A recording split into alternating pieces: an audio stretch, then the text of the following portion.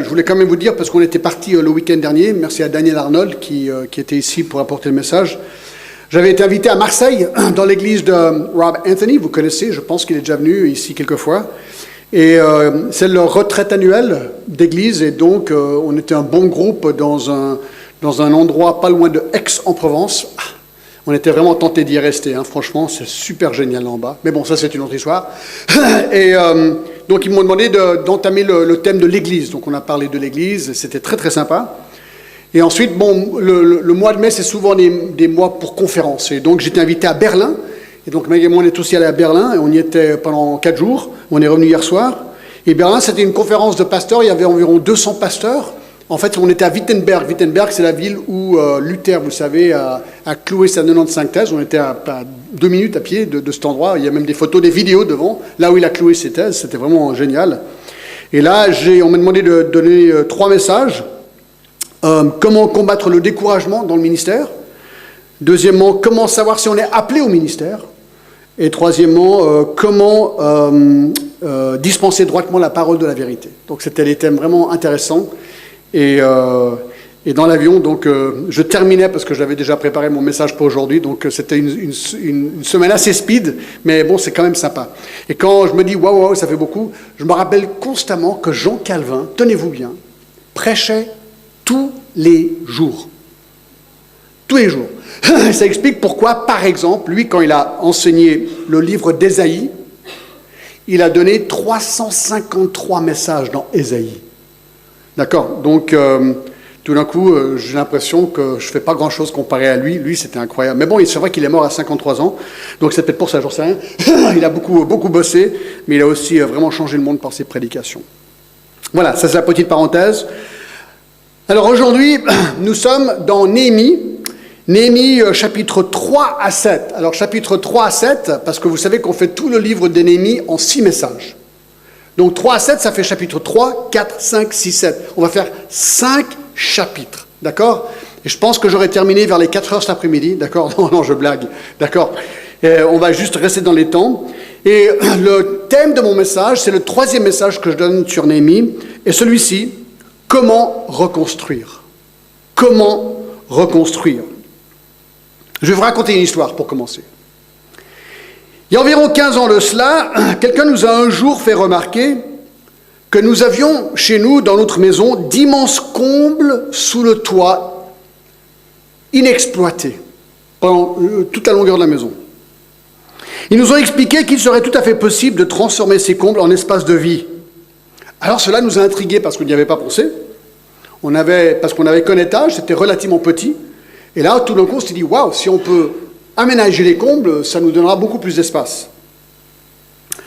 Alors, il est intéressant de noter que pour aller de la phase idée à la phase accomplissement, ça demandait environ 7 phases, 7 étapes. Premièrement, il a fallu qu'on décide. On se lance ou on ne se lance pas? On est fou ou on n'est pas fou? Parce que vous savez, des projets comme ça, pas toujours évident. Nous avons regardé notre situation financière pour évaluer si l'idée était même une idée à poursuivre. Alors on a finalement dit, on se lance, on essaie. Deuxième phase, il a fallu évaluer. C'est bien beau de dire, allez, on se lance, maintenant il faut faire venir quelqu'un pour voir si c'est vraiment jouable, parce que c'est pas moi qui allais le faire, ça je vous le garantis, d'accord? Donc on a appris qu'il y avait des gens qui s'appellent des combliers. Et eux, leur spécialité, c'est d'aménager des combles. Donc ils sont venus, à 2 ou 3, et ils ont mesuré, c'était tout un grenier vide, il y avait des toiles d'araignée, des poutres, il n'y avait rien, quoi. Et ils ont tout regardé, ils sont allés dans tous les recoins de la maison pour voir si ce qui était possible, et ils sont revenus avec un immense sourire. Et ils nous ont dit, monsieur et madame Glass, nous allons vous faire quelque chose de génial. Alors là, tout d'un coup, tu es encouragé, d'accord? Mais ils ont dit, mais ça ne va pas être sans quelques défis. Ah, 3e phase. Il nous a fallu résister au découragement. Au découragement. Parce qu'ils ont commencé à faire leurs travaux et tout d'un coup, des grosses poutres ont apparu. Je ne sais pas où elles étaient, mais apparemment, elles étaient quelque part. Et ils ont dû les scier, ces poutres. Et quand ils sciaient ces poutres, j'étais convaincu que la maison allait vraiment tomber, quoi. Parce que c'était des grosses poutres. Et ils les enlevaient carrément. Et ensuite, il fallait faire des ouvertures de fenêtres. 5 Velux, 2 fenêtres. Et ensuite, on ne savait pas si c'était possible. Et ensuite, on se demandait si les voisins allaient réagir, parce que d'ouvrir ces fenêtres allait nous donner un vis-à-vis direct sur leur propriété. D'accord ? Et alors, le bruit, la poussière, et je me rappelle au milieu des travaux, Meg et moi, on s'est assis nous un jour dans la cuisine, on s'est dit, mais on est complètement fous, on s'est lancé dans quoi là ? Il y avait de la poussière partout, on mangeait le soir, et il y avait de la poussière, et c'était horrible, quoi, tu vois. Et on se dit, mais ça ne va jamais finir. 4. Un jour, 4 ou 5 mois plus tard, terminé. Le travail était fait. Et je me rappelle, ce jour tellement bien, on s'est dit, on va honorer les ouvriers. Et donc, on a fait Meg a fait un immense repas, d'accord, soyons clairs. Et là, on a remercié chacun, et surtout, c'était assez marrant, Carlo, qui a construit des escaliers en bois. Le jour où il a dit, je veux faire un escalier, il avait un petit crayon, un petit gros crayon, vous savez, les ouvriers, ils ont des très gros crayons, je ne sais pas comment ils font pour les tailler, je crois qu'avec un couteau. Et il a pris quelques petites notes comme ça, puis il est rentré chez lui. Il a dit, je veux un super escalier. Mais il a à peine mesuré. Il est revenu, je ne sais pas, 2 semaines plus tard. Tout était nickel, quoi. Franchement, tu es impressionné par ces gens et le travail qu'ils font. Et donc, on les a honorés pour tout ça. 6, ensuite, il fallait donner. Parce qu'il y avait la facture. Et ouais, c'est ça le problème, d'accord ? Et donc, on a dû payer la facture, bien sûr. Et comme par hasard, il y avait des coûts cachés. Voilà, on a dû s'arranger. Bref, on a payé ce qu'il fallait payer. Et finalement, une fois que tout était fini, tout était payé, 7e phase, on a célébré, d'accord ? Et on célèbre tous les jours, depuis 15 ans, ce travail. Alors, c'est tout bête, hein, je vous raconte cette histoire, parce qu'en me préparant pour le message d'aujourd'hui, du récit de la reconstruction du mur de Jérusalem par Néhémie, ça m'a fait penser à la construction de nos combles. Car les mêmes phases sont celles qu'il a dû subir, si vous voulez. Néhémie, bien sûr, avait un projet inspiré de Dieu. Et ce qui est sympa avec cette étude, c'est qu'on peut avec prudence faire certains parallèles dans nos vies. Il y a plein de choses. Et pensez-y, qu'est-ce qu'on est appelé à reconstruire dans notre vie de tous les jours ? D'accord ? Alors lui, c'était un mur, littéralement un mur. Mais peut-être il y a des gens qui doivent reconstruire en mariage. Il peut y avoir des problèmes, d'accord ? Des crises. Des gens qui ont des problèmes dans leur famille. Et parfois, il faut se regrouper, essayer de reconstruire nos familles. Parfois, c'est une carrière. Une carrière n'a pas été comme on aurait voulu qu'elle aille, et puis il faut reconstruire quelque chose derrière. Peut-être c'est une église. On le sait très bien, les églises peuvent passer par des moments très difficiles. Alors, à un moment donné, il faut se dire, voilà, comment on va faire pour reconstruire ? Je pensais même à une vie, ma vie de péché, la vôtre aussi, c'était des vies brisées. Eh bien, le Seigneur reconstruit notre vie. Et nous, parfois, on a des chutes et il faut reconstruire chaque fois. Et donc il y a des parallèles. Alors, je ne veux pas forcer les parallèles parce que l'histoire, voyons, n'oublions pas, c'est l'histoire de la reconstruction d'un mur. Voilà l'histoire. Donc, on ne veut pas trop symboliser tout ça, mais on peut quand même faire des parallèles de grands principes. Donc, avec ça, je vous invite à réviser avec moi juste rapidement où on en est, surtout si vous avez raté les premières études. Dieu avait promis à Israël que si Israël lui obéissait, il les bénirait en tant que nation, mais s'il ne l'obéissait pas, eh bien qu'il les jugerait, et le jugement serait une déportation. Et c'est ce qui s'est passé. En 930 ans avant Jésus-Christ, Israël le nord a été déporté, et ensuite Juda plutôt au sud, d'accord ? 722, Israël a été déporté par les Assyriens, et 586 avant Jésus-Christ, Juda fut déporté par les Babyloniens. Et tout ça, ça a été prophétisé par Jérémie, dans Jérémie 25.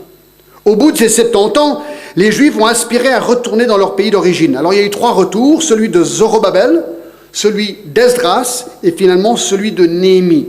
Néhémie en 444 avant Jésus-Christ. Et lui, son objectif, c'était de rentrer à Jérusalem, de la Babylonie, de la Syrie si on veut, pour reconstruire le mur qui était en ruine. Le temple avait été déjà reconstruit par Zorobabel, mais pas le mur, donc le temple n'était pas protégé. Et donc, l'histoire, c'est comment a-t-il fait pour reconstruire ce mur ? Alors, devinez, il y a 7 phases. cette phase, c'est les mêmes, d'accord? Les mêmes que pour nos combles, d'accord? Je ne pense pas qu'il s'est inspiré par nos combles, mais je pense que plutôt c'est le contraire. Alors, première phase. Il faut décider. Il faut décider. Et ça, on l'a vu dans le chapitre 1. Néhémie décrit, on voit ce chapitre qui décrit la réaction de Néhémie lorsqu'il entend la description de l'état de ruine de la ville de Jérusalem et surtout du mur. On a déjà regardé, je ne vais pas regarder en détail, d'accord? Vous vous rappelez qu'il est échanson du roi Artaxerxès, le roi de Perse. Il habite dans la ville de Suse. Et lorsqu'il apprend les nouvelles sur le piteux état des murs de Jérusalem, il réagit de 5 manières. Il a enquêté, il a écouté, mais il a surtout pleuré, il a prié, et vous vous rappelez, il s'est ensuite proposé. Il s'est proposé. Il s'est dit, bon, il y a un problème là-bas, je m'engage, je veux faire partie de la solution, pas juste observer le problème. Et c'est comme ça que la reconstruction a commencé. Il a pris la décision qu'il allait s'impliquer dans la reconstruction de ce mur. Et je pense que c'est vrai pour toute reconstruction. À un moment donné, c'est nous qui devons nous dire « Allez, je m'engage. Je prends la décision. »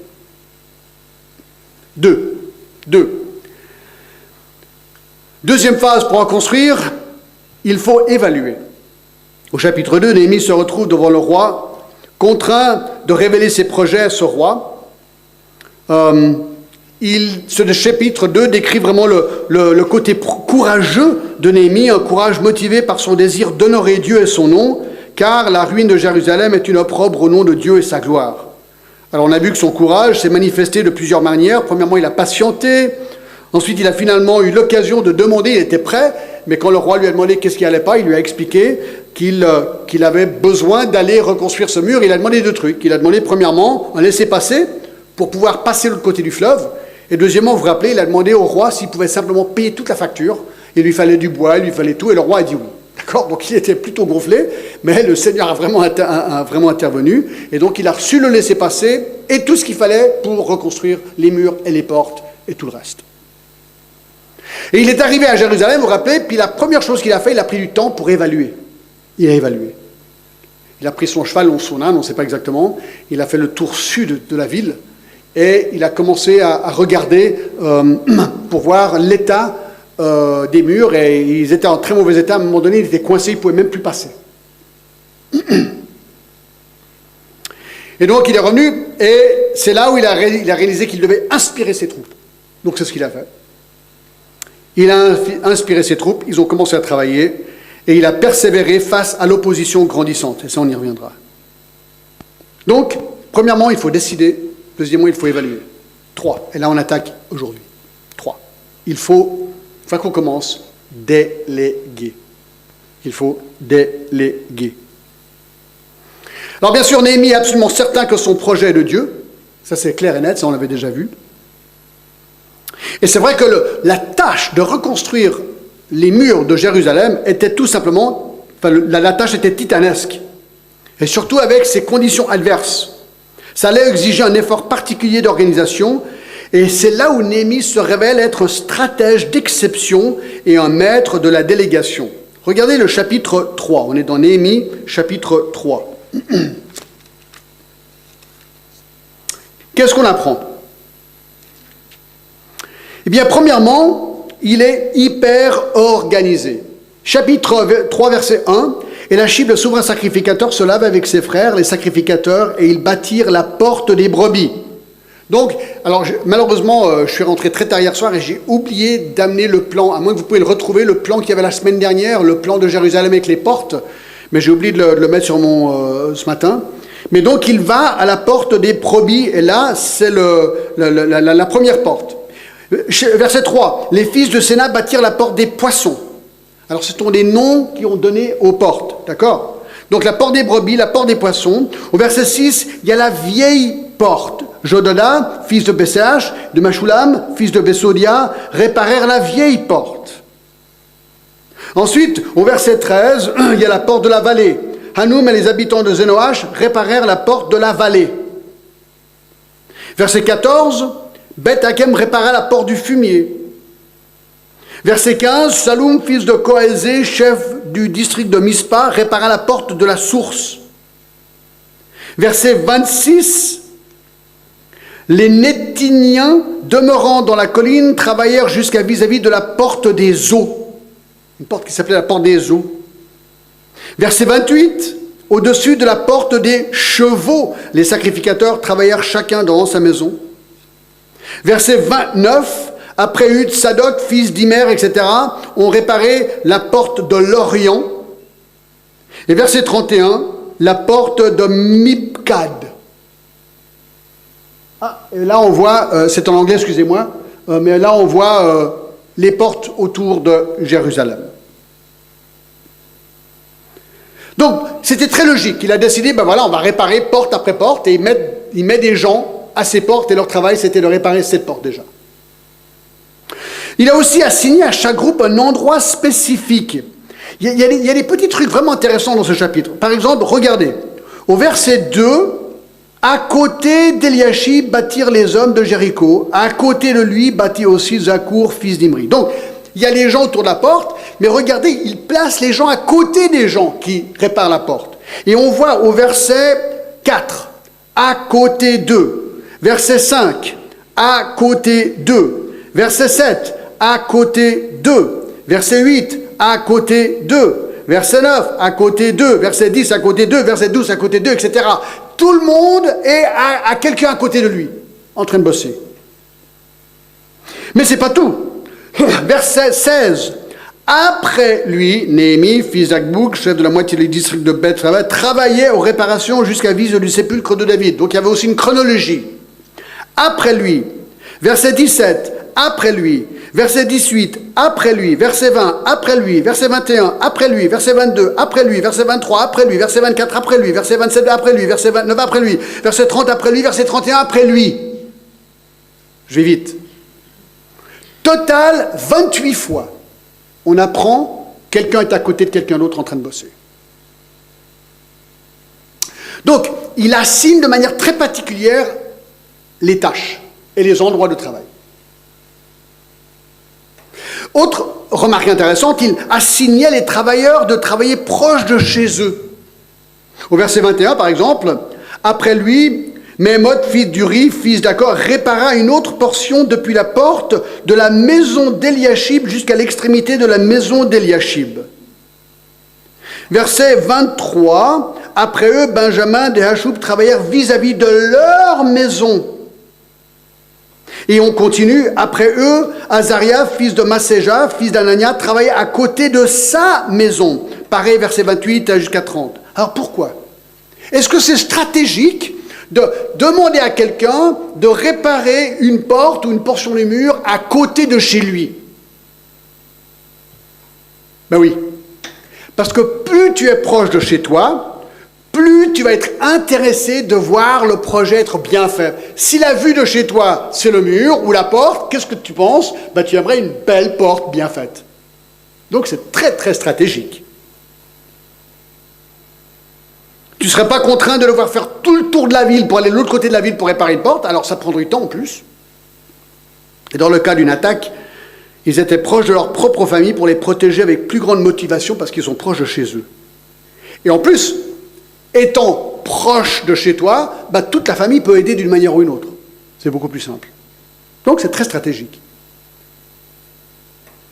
Autre chose, il faisait travailler aussi ceux qui n'habitaient pas à Jérusalem. Au verset 2, certains vivaient à Jéricho, d'autres à Tekoa, des villes encore plus loin, à Gabaon, verset 7, à Mispa, verset 7. Alors apparemment, ce sont des gens qui n'avaient pas de maison à l'intérieur de Jérusalem, mais ils travaillent aussi. Eux, ils viennent. C'est plutôt des, comment on appelle les gens qui viennent de loin et ils viennent dans une ville pour travailler? Pas des saisonniers, non, plutôt des pendulaires, voilà, des pendulaires, ou des frontaliers. Hein? Ah, d'accord, je le dis. D'accord, ouais. Encore, ils attribuaient des sections de murs aussi par vocation. Ah, c'est intéressant, regardez le verset 1. Eliashib, le souverain sacrificateur, se leva avec ses frères. Les sacrificateurs, ils bâtirent la porte des brebis. Est-ce que c'est anodin, ça? Ben non. Premièrement, pourquoi est-ce qu'ils sont en première de liste? Pour donner l'exemple, probablement. Ah, les sacrificateurs, ils ne font pas que sacrifier des trucs, d'accord, les animaux et tout ça, ils bossent aussi. Ils sont là pour bosser.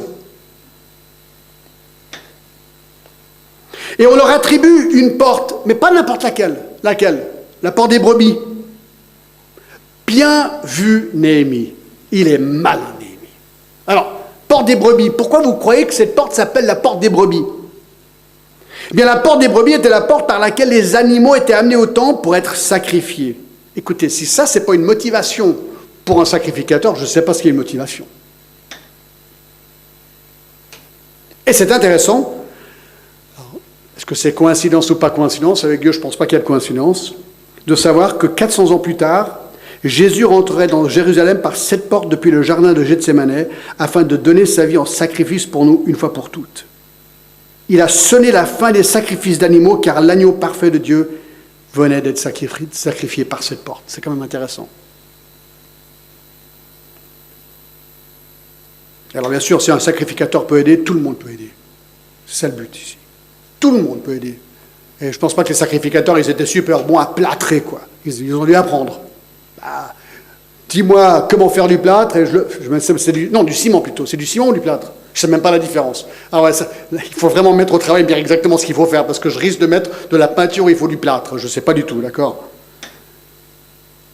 Mais dans le verset 8 et 22, il y avait des orfèvres aussi. Il y avait des parfumeurs au verset 8. Des parfumeurs, tu dis, mais les parfumeurs sont des gens très délicats, j'ai l'impression. Je ne sais pas, un parfumeur, ça me paraît délicat. Non, au boulot, briques, cailloux, allez, comme tout le monde. Même les chefs politiques locaux, les versets 9 à 12, 14 à 19. Il y avait des lévites au verset 17, des marchands au verset 31 à 32, même des jeunes filles au verset 12. Alors c'est quoi les principes qu'on ressort de ce chapitre? Bien, la reconstruction du mur a demandé l'effort de tout le monde, premier principe. Tout le monde. Sacrificateurs, nobles, politiciens, orfèvres, marchands, etc., même parfumeurs. Comme je dis déjà, aucune de ces personnes n'était particulièrement douée pour la reconstruction du mur, mais ils étaient d'accord d'apprendre et de se mettre au boulot. Ça, la clé. Deuxièmement, certains avaient de plus grandes capacités que d'autres. Au verset 11, une autre portion de la muraille et le tour des tours fut réparé par Malkija, fils d'Arim, et par Hachum, fils de Pacha et Moab. Et le verset 19, et à côté de lui, Ézer, fils de Josué, fils de Mitzpah, répara une autre portion de la muraille vis-à-vis de la montée de l'arsenal. Ces versets impliquent qu'ils étaient plus rapides que les autres. Ils avaient terminé leur travail, ils ont dit, écoutez, est-ce que je peux faire autre chose? Oui, tiens, viens, va aider là. On le voit au verset 21, 24, 27. Certains travaillent plus vite que d'autres. C'est bien de le savoir.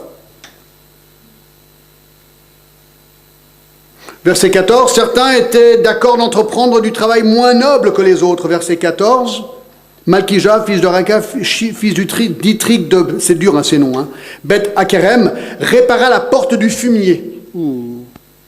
Pourquoi est-ce que vous croyez que cette porte s'appelle la porte du fumier? Parce que c'est là où... C'était la porte des poubelles, en fait. C'était le... Comment on appelle un endroit où on met les poubelles? Où les camions, ils vont mettre ça dans la déchetterie. Voilà. C'était la déchetterie de Jérusalem.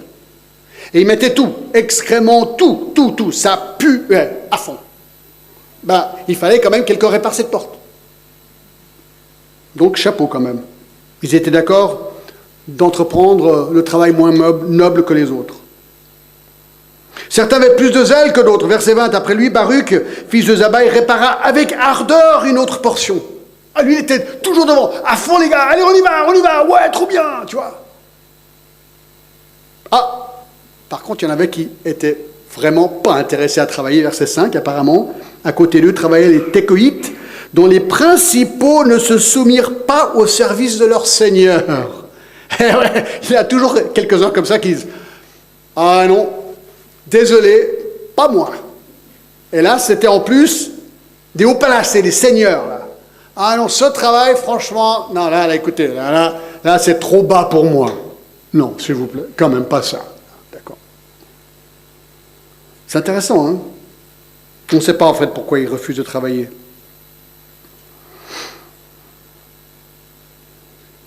Et chapitre 4, verset 6, intéressant, nous rebâtîmes la muraille qui fut partout achevée jusqu'à la moitié de sa hauteur et le peuple prit à cœur ce travail. C'est ça la clé. Je crois que c'est ça la clé d'une reconstruction. Est-ce que j'ai le cœur? Est-ce que j'ai ce travail à cœur? Est-ce que je suis prêt à donner et à offrir et faire ce que je dois faire pour aider dans la reconstruction de ce qu'on doit reconstruire?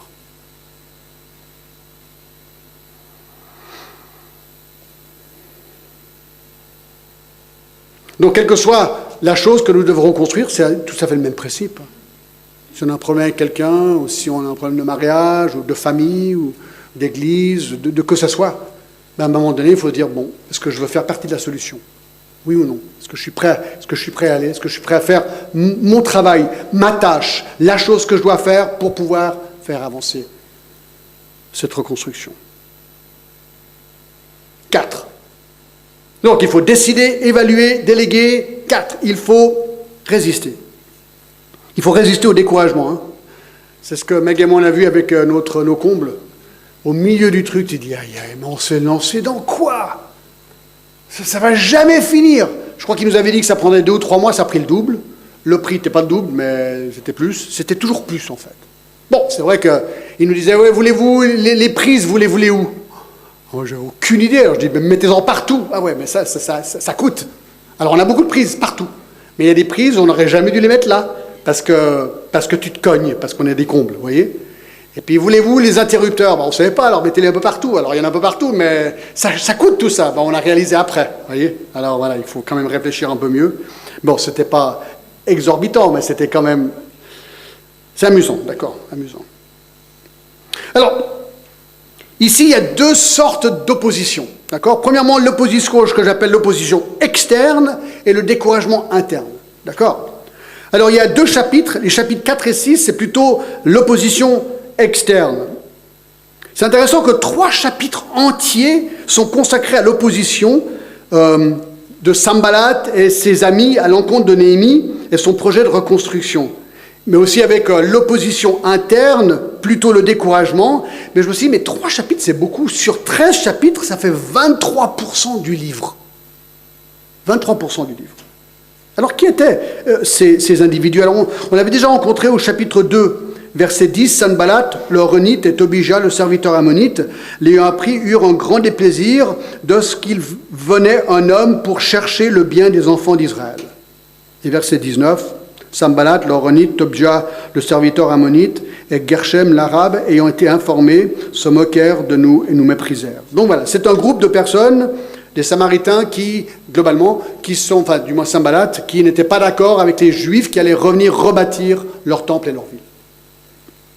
Pas d'accord. Donc le leader, c'est Sanballat, Horonite, de la ville Beth Oral, environ 15 km au nord de Jérusalem. On a l'impression qu'il avait un poste important, selon chapitre 4, versets 1 à 4.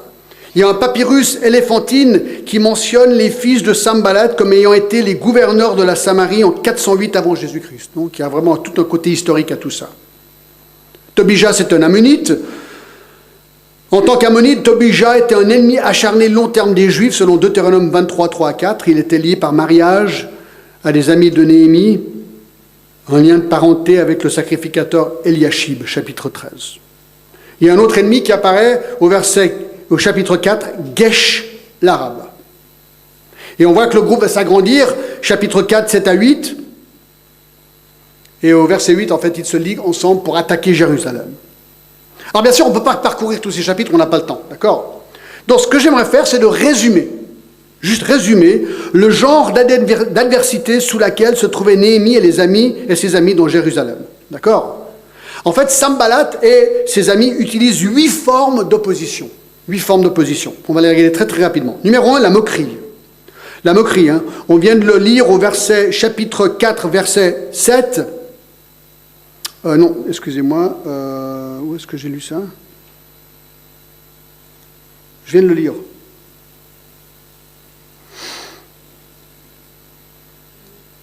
Deux, 19. Ah ouais, je suis pas dans mon chapitre. Merci. Sanballat, l'Horonite, Tobija, le serviteur d'Ammonite, voilà, Geshem l'arabe, ayant été informés, se moquèrent de nous et nous méprisèrent.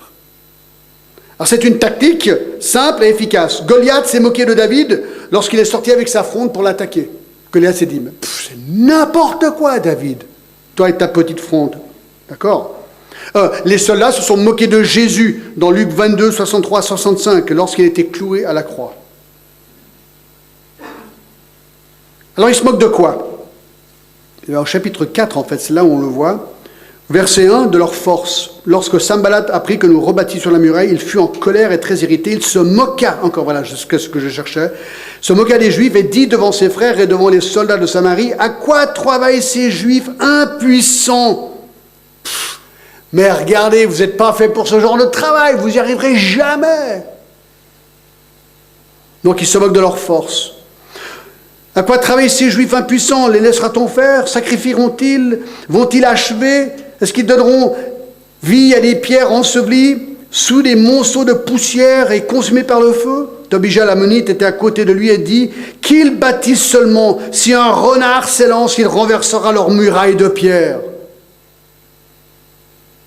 Ils disent, mais vous construisez n'importe quoi, c'est un château de cartes, votre mur. Il va s'effondrer avec un coup de vent. Ils se moquent de leur spiritualité, là. Sacrifieront-ils? Non, mais vous êtes trop spirituel pour ce genre de travail, vous. Ils se moquent, hein. Et au verset 2 même, il dit, vont-ils achever? Redonneront-ils vie à des pierres ensevelies sous des monceaux de poussière et consumées par le feu? Et juste avant, ils impliquent, ils se disent que par la prière et par votre spiritualité, c'est comme ça que vous allez construire ce mur. Alors, c'est quoi la réaction de Néhémie? Verset 4. Écoute, ô notre Dieu, comme nous sommes méprisés. Il prie, la première réaction. Fais retomber ces insultes sur leur tête. C'est ce qu'il est en train de dire. Il demande à Dieu simplement de s'occuper d'eux pour lui. Seigneur, tu connais la situation, fais ce que tu dois faire. Fais ce que tu dois faire. Il ne voulait pas se laisser distraire par eux. Pas de vengeance personnelle, mais la justice et la gloire de Dieu à l'égard de ces gens. 2. L'intimidation. L'intimidation, chapitre 4, verset 8. Nous priâmes notre Dieu et nous établîmes une garde jour et nuit pour nous défendre contre leurs attaques. Et au verset 8, regardez, ils se liguèrent tous ensemble pour venir attaquer Jérusalem et lui causer du dommage. Voilà, donc ils se réunissent ensemble pour intimider les gens à Jérusalem. Ça fait peur. Néhémie soupçonnait l'attaque de ces personnes, il s'y est préparé. Au verset 9, nous priâmes notre Dieu, donc ils sont toujours en train de prier, et nous établîmes une garde jour et nuit pour nous défendre contre leurs attaques. Donc c'est intéressant, ce qu'on apprend, c'est qu'il faut d'un côté prier, faire confiance au Seigneur, mais de l'autre côté, il faut prendre les mesures humaines, dans leur cas militaire, pour contrecarrer l'ennemi. 3. Le découragement. Verset 10, cependant, Judas disait, les forces manquent, et à ceux qui portent les fardeaux, et les décombres sont considérables. Nous ne pourrons pas bâtir la muraille. C'est comme ils sont au milieu du projet, là, tout d'un coup, ils sont complètement découragés. Ils ont tellement bossé, ils voient la moitié. Mais tout n'est pas fini. Et en plus, il y a le danger tout autour, maintenant. C'est un peu comme les espions, vous vous rappelez, les espions qui sont montés dans la terre promise. Jésus était sur le bord, là, Moïse, et ils attendaient, et les espions montent, et ils redescendent. Et ils disent, mais non, il y a des géants là-bas. Il y a des géants. On va y aller, on va se faire massacrer là-haut. Et tout le monde devient découragé. Alors là, il conclut, mais on ne va jamais y arriver. Moi, je me rappelle, à un moment donné, avec nos combles, là, on se dit, mais...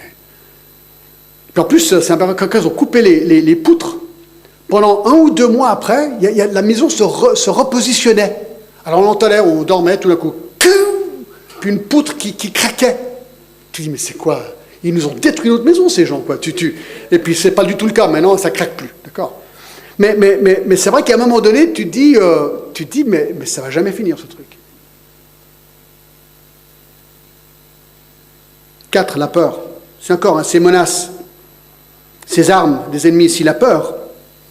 On est dans le chapitre 4, verset 11. Et nos ennemis disaient, ils ne sauront et ne verront rien jusqu'à ce que nous arrivions au milieu d'eux, nous les tuerons et nous ferons ainsi cesser l'ouvrage.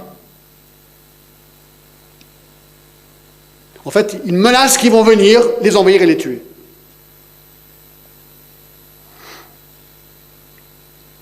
Regardez la réponse de Néhémie. Je regardais verset 14, et m'étant levé, je dis aux grands et aux magistrats et au reste du peuple, ne les craignez pas.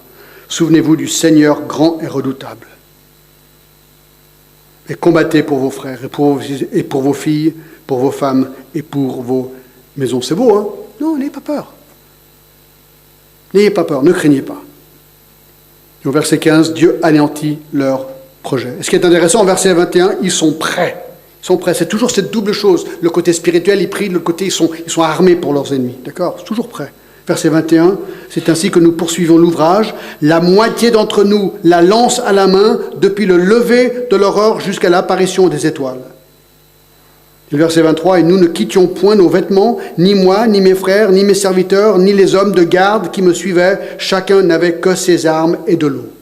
Donc la construction continuait, mais il y avait les gens prêts. Prêts. Il y avait encore cinquièmement la ruse. Chapitre 6.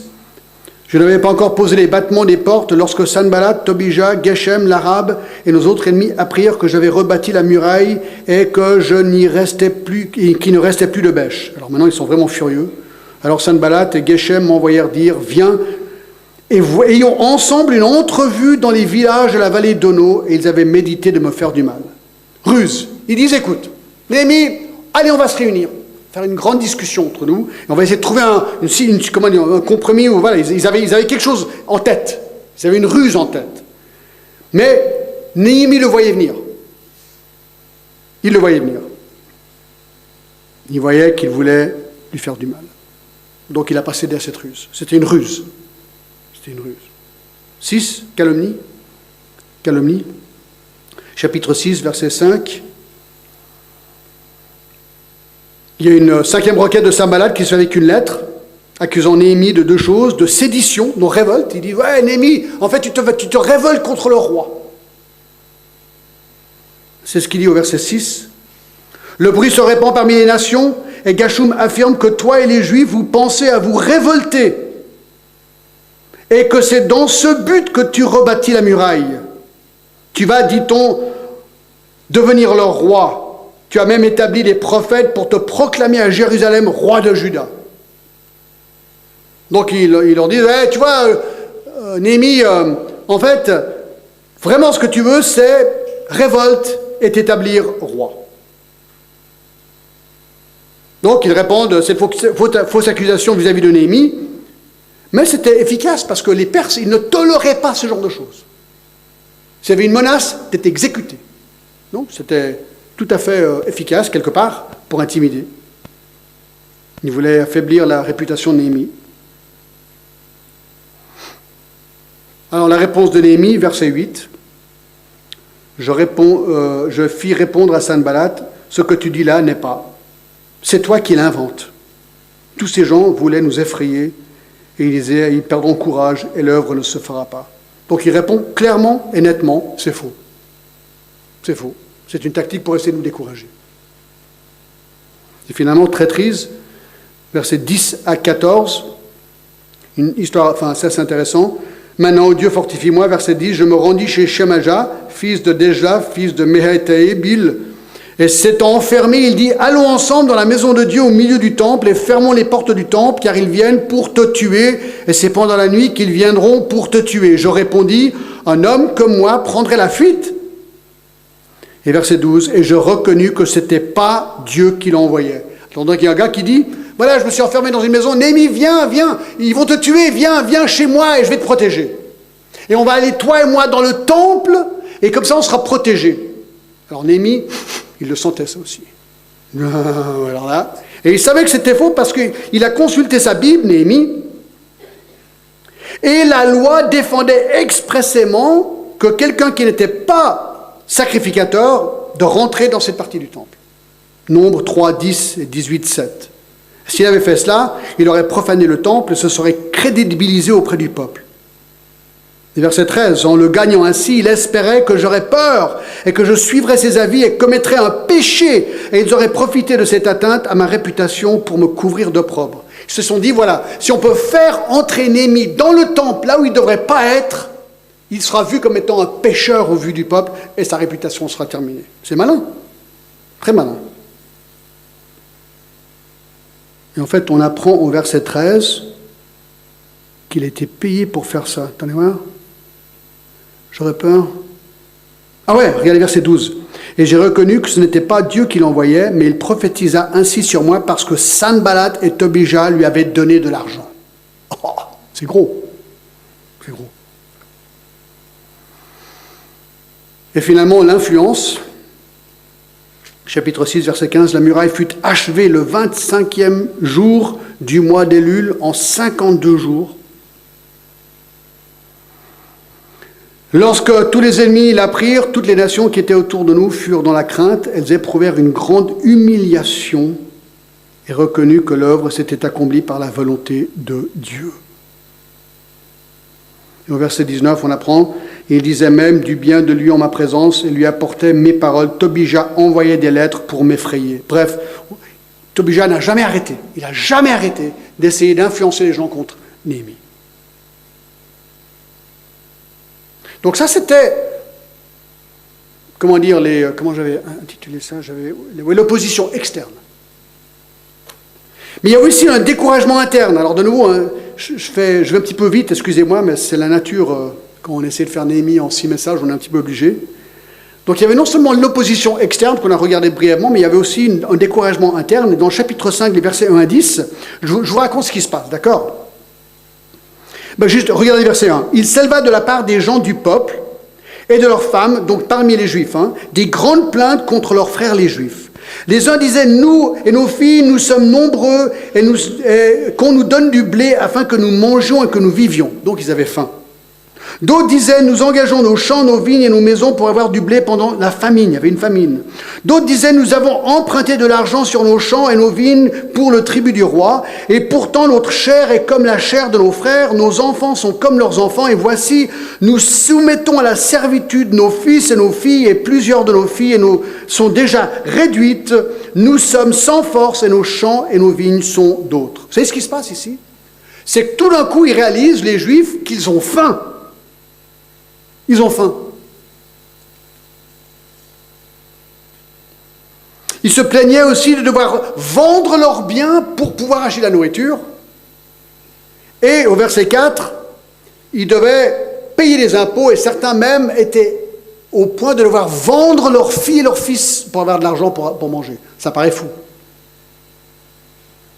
Mais le vrai crime ici, c'est que ce sont des Juifs riches qui prêtaient de l'argent à des taux exorbitants aux 3 premiers groupes. C'est eux qui achetaient leurs enfants pour esclaves. Donc, c'est les Juifs qui profitaient des Juifs. Ça, non. Les Juifs ne devaient pas prêter de l'argent à un autre Juif avec intérêt, selon Lévitique 25. Alors, qu'est-ce qu'il fait, Néhémie, face à ce problème-là? Il se met en colère. Verset 6. Je fus très irrité lorsque j'entendis leurs plaintes à ces paroles-là. Très irrité. Ensuite, il les réprimande. Verset 7. Je résolus de faire des réprimandes aux grands et aux magistrats. Et je leur dis, quoi? Vous prêtez à l'intérêt à vos frères? Il les réprimande. Il leur dit clairement, non, là vous faites faux, c'est pas bien. Alors, la bonne nouvelle au verset 12, c'est qu'ils se repentent. Ils répondirent, nous les rendrons et nous leur demanderons rien, nous ferons ce que tu dis. C'est beau, ils se repentent. Alors j'appelais les sacrificateurs devant lesquels je les fais jurer de tenir parole. Et ensuite, au chapitre 6, 14 à 19, c'est Néhémie qui montre l'exemple, et moi je trouve juste un petit détail tout à fait incroyable. Verset 17, il s'est dit, voilà, moi il faut que j'aide, parce qu'il y a beaucoup de gens qui avaient faim. Regardez ce qu'il fait. Verset 17, j'avais à ma table 150 hommes, juifs et magistrats, outre ceux qui venaient à nous des nations d'alentour. Il s'est dit, moi aussi je vais contribuer à aider. Vous savez ce qu'il fait? Il invite 150 personnes à manger, tous les jours. Apparemment, Néhémie est un homme très riche. Très riche. Et dans ce texte, il apprend que ça sort vraiment de sa poche. Ce n'est pas le roi des Perses qui paye ça, c'est lui qui paye ça de sa poche. Alors, c'est quoi l'application dans tout ça? Voici, je pense que c'est, il n'y a pas de reconstruction sans opposition. Il n'y a pas de reconstruction sans opposition. Moi, je vous donne un exemple. Quand je me suis converti, je fumais 2 paquets par jour de cigarettes. La Bible ne dit pas qu'il ne faut pas fumer. La Bible simplement dit que notre corps, c'est le temple du Saint-Esprit, donc c'est logique qu'on ne veut pas détruire le corps que Dieu nous a donné avec de la nicotine. D'accord? Mais il n'y a pas un verset qui le dit. Mais une fois que je me suis converti, je voulais arrêter. Mais j'étais un accro de la nicotine. D'accord? J'aimais fumer. Voilà. Des Marlboro, je fumais. Puis aussi des Rothman King Size. D'accord? Parce que c'était cool, parce qu'il y avait la manche du pilote. Puis ça faisait vraiment cool. Mais je voulais arrêter de fumer. Alors un jour, il y a un gars à Genève qui est venu me dire, excusez-moi, pas à Genève, parce que moi j'ai fait ça à quelqu'un d'autre, en Inde, quand je suis converti là-bas, il m'a dit, John, est-ce que tu veux vraiment arrêter de fumer? Alors, la question est compliquée. Oui, d'un côté, je voulais vraiment arrêter, mais non de l'autre. Parce que tout en moi voulait fumer. Il a dit, John, est-ce que tu es prêt à arrêter maintenant? Waouh! J'ai dit, ok. Il m'a dit, donne-moi ton paquet de cigarettes.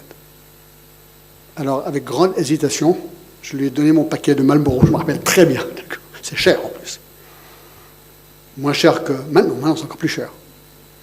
Il me dit, John, est-ce que tu es sûr que tu veux arrêter de fumer maintenant? Je dis, ouais.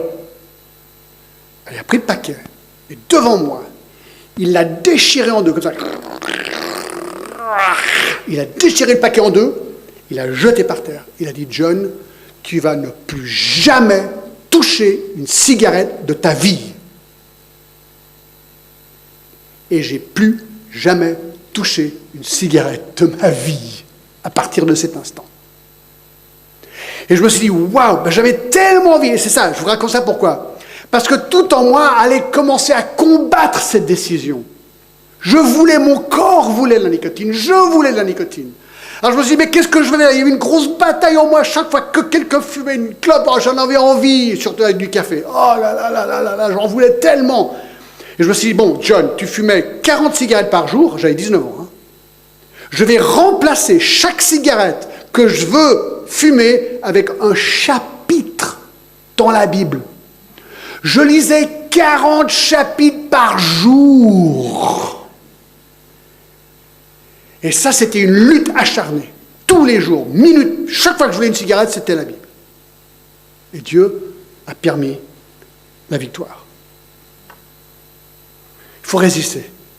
Il faut résister pour reconstruire une vie. Et par la pure grâce de Dieu, et par son Esprit Saint, ce côté-là a été vaincu dans ma vie. Alors, juste termine. 5, il faut honorer. Regardez le chapitre 7. Voilà, ils ont victoire sur leurs ennemis. D'accord? Et là, vous arrivez au chapitre 7, et vous êtes en train de lire Néhémie pour votre culte personnel, et vous commencez à lire. Lorsque la muraille fut rétablie, j'y posai des battants, des portes. On établit dans leurs fonctions des portiers, des chantres, des lévites. Je donnai mes ordres à Anni, mon frère, à Anania, chef de la citadelle, à Jérusalem, homme supérieur, en grand nombre par sa fidélité, par sa crainte. Et ensuite, à partir du verset 7, ils partirent avec Zorobabel, Jésus, etc. Et ensuite, on voit là, on commence des listes de noms. Verset 8, verset 9, regardez, des listes de noms. Verset 23, 38, 39, des sacrificateurs. 43 des Lévites, 44 les chantres, 45 les portiers, 46 les Néthiniens, 57 les serviteurs de Salomon. Et ça continue, ça continue, ça continue. Vous dites, mais pourquoi est-ce que tous ces noms sont là? Des noms là, je prends n'importe quel verset, verset 32, Bethel Daï, les gens de Nebo, verset 33. Et puis ce gars-là qui s'appelle par exemple, dans verset 40, le fils d'Imer, c'est qui ça? On ne sait rien sur lui. Pourquoi est-ce que ces noms sont là? Probablement juste pour les honorer. Juste pour les honorer. Anani, un administrateur, hors norme. Verset 1. Les portiers, il y avait 138 portiers, selon le verset 45. Vous savez que la grande muraille de Chine n'a jamais été combattue ou cassée par les ennemis, mais 4 fois, les ennemis ont réussi à traverser le mur de Chine. Vous savez pourquoi? Pas parce que le mur était de mauvais état, parce qu'ils ont été soudoyés, les gardes. Et on voit l'importance d'avoir des bons portiers qui sont prêts à ne pas être sous-loyés. Capital. 138. Il y avait les chantres aussi. Verset 1 à 2. Il y avait 148 chantres. Des chantres, il y avait aussi des chanteuses, pas des chantres, oui, des chantres, non, comment on appelle ça? Des chantres, oui. Et puis ensuite, 245 pour les chanteurs et les chanteuses. C'est différent, ceux qui mènent et ceux qui mènent pas, enfin, je sais pas. Il y avait les hommes du peuple d'Israël, des sacrificateurs, des lévites, des nethiens, des serviteurs de Salomon, bref, grand total, au verset 66 et 67, 49 697 personnes. C'est à peu près 2 fois le stade de Genève, un petit peu moins.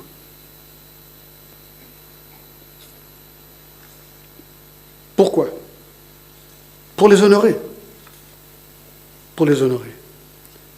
Je termine avec une histoire. Malheureusement, on n'honore pas assez les gens pour le travail qu'ils font. Stephen Davey raconte l'histoire d'un mari qui rentre à la maison après une journée de travail et en arrivant chez lui, il voit une scène de chaos total à la maison. Les 3 enfants sont dehors, encore dans leur pyjama, jouant dans la saleté, et il y avait de la nourriture un peu partout dans la pelouse. La porte de la voiture de sa femme était encore ouverte, comme l'était d'ailleurs encore la porte d'entrée de la maison. Une fois qu'il rentre dans la maison, il voit une scène encore plus étonnante. Une lampe avait été renversée, la moquette était ouatée dans un coin. Dans le salon, la télévision était allumée avec le volume à fond. Des jouets d'enfants étaient éparpillés dans toute la maison, ainsi que leurs vêtements, à droite et à gauche. Dans la cuisine, la vaisselle sale était empilée dans l'évier et sur le comptoir. La nourriture du petit déjeuner était renversée sur la table. La nourriture pour le chien était renversée par terre. Il y avait même un verre cassé sous la table de la cuisine. Il y avait même une pile de sable dans la cuisine à côté de la porte. Alors il était inquiet. Il a vite couru en haut. Et il a essayé d'éviter, en montant les escaliers, d'éviter tous les jouets qui étaient aussi sur l'escalier. Sans se casser la figure, bien sûr. Et il cherchait sa femme, soucieux, pensant qu'elle était peut-être malade ou qu'il y avait un problème grave qui s'était passé. Alors il arrive finalement dans la chambre à coucher, et là il voit sa femme, allongée dans le lit, en pyjama, en train de lire un roman.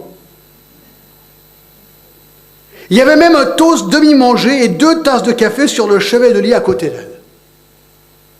En voyant son mari arriver dans la chambre, elle l'a regardé, elle lui a dit « Bonjour chérie, comment était ta journée ?» Et il l'a regardé d'un regard perplexe. Il lui dit « Mais qu'est-ce qui s'est passé aujourd'hui ici ?»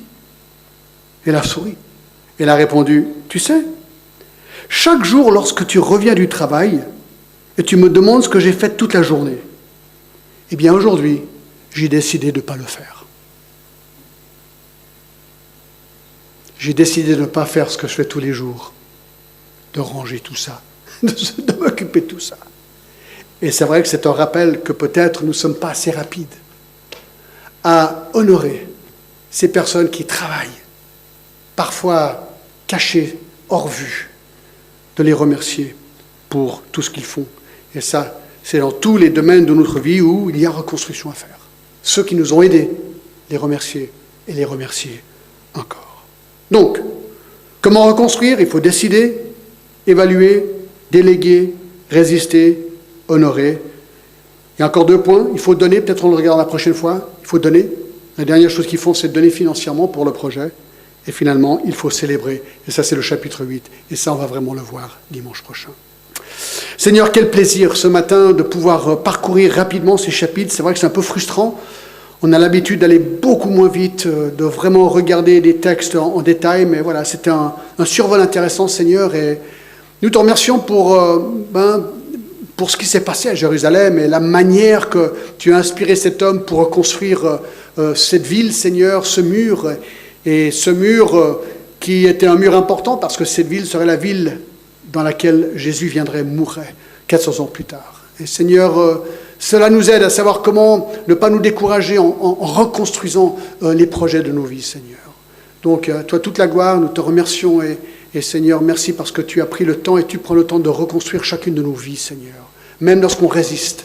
Seigneur, tu travailles nos vies. Merci de tout cœur.